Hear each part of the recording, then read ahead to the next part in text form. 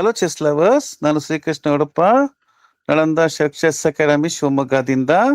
ನಾವು art of chess ಅನ್ನೋ series ಅಲ್ಲಿ ಅಟ್ಯಾಕ್ ಆನ್ ದ ಅನ್ಕ್ಯಾಸಲ್ಡ್ ಕಿಂಗ್ ಅನ್ನೋ ಟಾಪಿಕ್ ಅಲ್ಲಿ ಕೆಲವು ಗೇಮ್ಗಳನ್ನು ಹೇಳ್ತಾ ಬಂದಿದ್ದೀವಿ. ಇವತ್ತು ಹೇಳುವಂತ ಗೇಮು ತುಂಬಾ ವಿಶೇಷವಾಗಿರುವಂತದ್ದು. ಪ್ರಪಂಚದ ಅತಿ ಪ್ರಬಲ ಚೆಸ್ ಆಟಗಾರಲ್ಲೊಬ್ಬರಾದ ಪೌಲ್ ಕೆರೆಸ್ ಆಡಿರುವಂತ ಆಟ.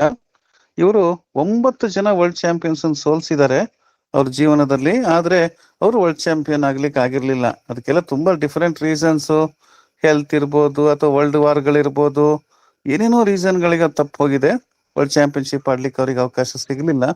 ಸೊ ಈ ಗೇಮು ಕ್ಯಾಂಡಿಡೇಟ್ಸ್ ಟೂರ್ನಮೆಂಟ್ ಅಲ್ಲಿ ಆಡಿರೋದು 1950ಲಿ. ಅವ್ರ ಎದುರುಗಡೆ ಆಡಿರ್ತಕ್ಕಂಥವ್ರು ತುಂಬಾ ಫೇಮಸ್ ಪ್ಲೇಯರ್. ಅವರು ಕೂಡ ಕೋಟೋವ್ ಅಂತ, Russia grandmaster Kotov. Theory Najdorf variation ಆಡಿರೋ ಊರಿನ ಹೆಸರು ಬುಡಾಪೆಸ್ಟ್, 1950. ಸೊ ಈ ಗೇಮ್ನ ನೋಡೋಣ. Theory Sicilian Najdorf. So Sicilian ತುಂಬಾ ಪಾಪ್ಯುಲರ್ ಥಿಯರಿ. ಈಗ E4 E5 ಥಿಯರಿ ಬರುತ್ತಲ್ಲ, ಅದೇ ತರನೇ E4 C5 equally popular. So ನೋಡಿ ಈ ಗೇಮ್ ಹೇಗೆ ಬರುತ್ತೆ ಅಂತ ನೋಡೋಣ. ಸೊ ನಾವು E4 ಆಡ್ತೀವಿ, ಬ್ಲ್ಯಾಕ್ ಅವರು C5 ಆಡ್ತಾರೆ, ವೈಟ್ ಅವರು ನಾವು NF3 ಆಡ್ತೀವಿ, D6 ಆಡ್ತಾರೆ. D6 ಯಾಕೆ ಆಡ್ತಾರೆ ಅಂದ್ರೆ, ಇವರು NF6 ಏನಾದ್ರು ಹಾಕಿದ್ರೆ E4 ಪಾನ್ E5 ಬರ್ದೇ ಇರಲಿ ಅಂತ. ಆ D6 ನಿಂದ E5 ಸ್ಕ್ವೇರ್ನ ಕಂಟ್ರೋಲ್ ಮಾಡಿ ಆಮೇಲೆ NF6 ತರ ಪ್ಲಾನ್. D6 ಆಡಿದಾಗ ಸೊ ನಾವು D4 ಆಡ್ತೀವಿ, ಇದು ಓಪನ್ ಸಿಸಿಲಿಯನ್. ನಮ್ಮ ಅಪೋನೆಂಟು C ಇಂಟು D4 ಹೊಡಿತಾರೆ, ನಾವು N ಇಂಟು D4. ನಾನು ನಿಮ್ಗೆ ಹೇಳದ್ನಲ್ಲ, D6 ಇಟ್ಕೊಂಡಿದ್ದಾರೆ ಮೊದಲೇ.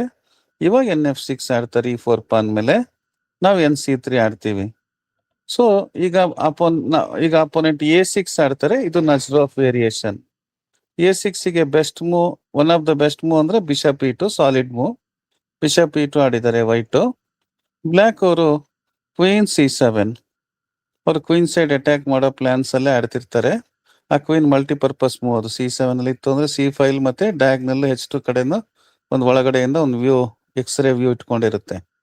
ಅದಕ್ಕೆ ನಾವು ಬಿಷಪ್ G5, ಬ್ಲ್ಯಾಕ್ NBD7, ಒಂದು ನೈಟಿಗೆ ಇನ್ನೊಂದು ನೈಟ್ ಇಂದ ಕನೆಕ್ಷನ್. ಸೊ ಈಗ ನಾವು 0-0. ಈಗ ಬ್ಲ್ಯಾಕ್ ಅವರು F8 ಬಿಷಪ್ ತೆಗಿಲಿಕ್ಕೆ ಜಾಗ ಮಾಡ್ಕೊಳ್ಳೇಬೇಕು, ಇದು ಕ್ಯಾಸಲ್ ಮಾಡ್ಕೋಬೇಕಲ್ವಾ. ಅದಕ್ಕೆ E7 ಪಾನ್ E6. ನೋಡಿ ಇವಾಗಿಂದ ಶುರು, ಬಿಷಪ್ H5. ಇದು ನೋಡಕ್ ತುಂಬಾ ನಾರ್ಮಲ್ ಮೂವ್ ಅನ್ಸುತ್ತೆ, ಆದ್ರೆ ಇದೊಂದು ಟ್ಯಾಕ್ಟಿಕಲ್ ಮೂವ್. ಈ ಬಿಷಪ್ H5 ಇಂದ F7 ಪಾನ್ ಪಿನ್ ಆಗಿದೆ.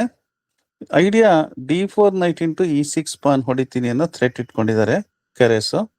ಬ್ಲ್ಯಾಕ್ ಅದನ್ನ ನೋಡಿದ್ರು, ಅಂದ್ರೆ ಅಪೋನೆಂಟಿಗೆ ಒಂದು ಸಣ್ಣ ಚಾನ್ಸ್ ಕೂಡ ಕೊಡಬಾರ್ದು ಅನ್ನೋ ಉದ್ದೇಶಕ್ಕೆ ಕ್ವೀನ್ C4 ಹಾಕಿದ್ದಾರೆ. ಕ್ವೀನ್ C4 ಹಾಕಿದಾಗ ನೋಡಿ ಇವಾಗ ಟ್ಯಾಕ್ಟಿಸ್ ಬಂದಿದೆ.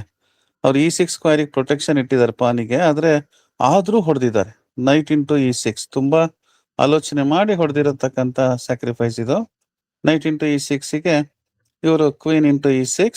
ಈಗ ನೋಡಿ ಅನ್ಬಿಲಿವಬಲ್ ಮೂವ್, ನೈಟ್ D5.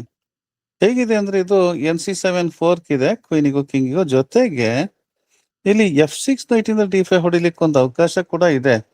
ಏನಪ್ಪಾ ಇದು ಹಿಂಗ್ ಪೀಸ್ ಅನ್ನ ಕೊಟ್ಬಿಟ್ಟಿದ್ದಾರೆ, ಮತ್ತೆ ನೈಟ್ D5 ಇಟ್ಟಿದ್ದಾರೆ, ಏನು ಸಿಗ್ತಾ ಇಲ್ವಲ್ಲ ಅಂತ ಅನ್ಸ್ಬೋದು. ಆದ್ರೆ ನೈಟ್ D5 ಇದೆಯಲ್ಲ, ಅದನ್ನ F6 ನೈಟ್ ಇಂಟು D5 ಹೊಡೆದ್ರೆ E ಇಂಟು D5 ಹೊಡೆಯಕ್ಕೆ ಅವಕಾಶ ಇದೆ ನಮ್ಗೆ.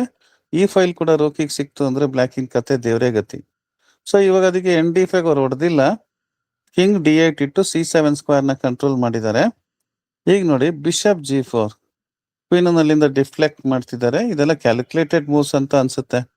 ಸೊ ಬಿಷಪ್ G4ಗೆ ಬ್ಲ್ಯಾಕ್ ಕ್ವೀನ್ E5 ನೋಡಿ ಹೊಡಿತಾರೆ. ಈಗ ಬಿಷಪ್ ಇಂಟು D7, ಬ್ಲ್ಯಾಕು ಕೂಡ ಬಿಷಪ್ ಇಂಟು D7. ಇದರಿಂದ ಏನಾಯ್ತು ಅಂದ್ರೆ F6 ನೈಟಿಗೆ ಕನೆಕ್ಷನ್ ತಪ್ಪಿತು D7 ನೈಟ್ ಇಂದ. So king side pawn structure damage ಮಾಡಕ್ ಅವಕಾಶ ಇರುತ್ತೆ. So bishop into D7 black ಹೊಡ್ಕೊಂಡಾಗ ವೈಟ್ ನೋಡಿ F4 ಡಿಫ್ಲೆಕ್ಟ್ ಮಾಡ್ತಿದ್ದಾರೆ ಕ್ವೀನ್ ಅನ್ನ. ಆ F6 ನೈಟ್ ಇಂದ ದೂರ ಕಳಿಸ್ತಿದ್ದಾರೆ. ಕ್ವೀನ್ ಇಂಟು E4 ನೋಡಿ ಇವಾಗ brilliant move, night into F6. ನೋಡಿ ಇಷ್ಟೇ ಈ ಗೇಮ್ ಇರೋದು. ಪೀಸ್ ಹೊಡ್ಕೊಂಡಿದೀವಿ, ಅವ್ರ ಪಾನ್ ಇಂದ ನೈಟ್ ಹೊಡ್ಕೋಬೇಕು ಅಂದ್ರೆ bishop into F6 ಫೋರ್ಕಿಗೆ H8 rook ಹೋಗೋ ತರ ಇದೆ. ಅದರ ಇಸ್ ಆಲ್ಸೋ ಡೇಂಜರ್ ಅಲ್ಲಿ ಇದೆ. ನೋಡಿ ಓಪನ್ ಫೈಲ್ ಇದೆ, ತುಂಬಾ ಡೇಂಜರಸ್ ಪೊಸಿಷನ್. ಈ ಪೊಸಿಷನ್ ಅಲ್ಲಿ ಬ್ಲ್ಯಾಕ್ ರಿಸೈನ್ ಮಾಡಿದ್ದಾರೆ. ಸೊ ರಿಯಲಿ ವಿಶೇಷವಾದ ಗೇಮು. ಈ ಗೇಮ್ ನೀವು ಎಂಜಾಯ್ ಮಾಡಿದಿರಿ ಅಂತ ನಾನು ಅನ್ಕೊಂಡಿದೀನಿ. ಈ ಒಂದು ಗೇಮ್ ಇಷ್ಟ ಆಯ್ತು ಅಂದ್ರೆ ನಮ್ಮ ಗೇಮ್ಗಳು ನಾವೇನು ಸೀರೀಸ್ ಮಾಡ್ತಿದ್ವಿ ನಿಮ್ಗೆ ಇಷ್ಟ ಆಯ್ತು ಅಂದ್ರೆ ನಮ್ಮ ನಳಂದ ಚೆಸ್ ಅಕಾಡೆಮಿ ಶಿವಮೊಗ್ಗದ ಈ ಒಂದು ಯೂಟ್ಯೂಬ್ ಚಾನೆಲ್ನ ಸಬ್ಸ್ಕ್ರೈಬ್ ಮಾಡಿ, ಲೈಕ್ ಮಾಡಿ ಅಂತ ಹೇಳ್ತಾ ಈ ಒಂದು ಹೊಸ ವಿಡಿಯೋದೊಂದಿಗೆ ಮತ್ತೆ ನಿಮ್ಮನ್ನು ಭೇಟಿ ಆಗ್ತೀನಿ. ನಮಸ್ಕಾರ.